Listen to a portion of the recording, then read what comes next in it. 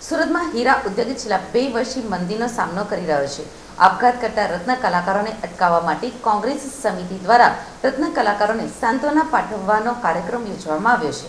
રત્ન કલાકાર હિત રક્ષક સમિતિના કાર્યકર્તાઓ માનગઢ ચોક ખાતે એકઠા થયા હતા।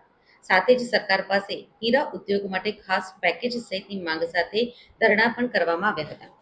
રત્ન કલાકારોનું હિત સર્વોપરી અને મંદીના કપરા સમયમાં અમે તમારી સાથે છીએ તેવા પોસ્ટરો હાથમાં લઈને રત્ન કલાકારોની સહાનુભૂતિ કોંગ્રેસે પાઠવી હતી।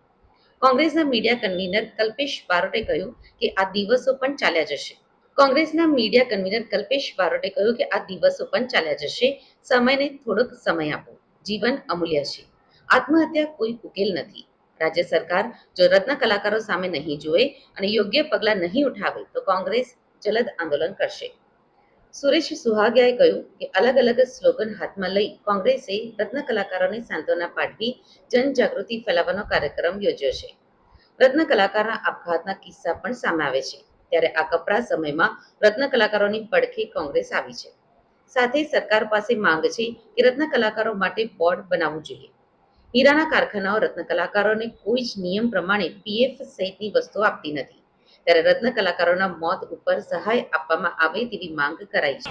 શ્રી સુરત શહેર જિલ્લા કોંગ્રેસ સમિતિ પ્રેરિત રત્ન કલાકાર હિત રક્ષક સમિતિ સુરત શહેર દ્વારા જે દિવસે ને દિવસે આત્મહત્યા રત્ન કલાકારો કરી રહ્યા છે, તો રત્ન કલાકારો આત્મહત્યા ન કરે એના માટે જનજાગૃતિનો કાર્યક્રમ રાખ્યો છે।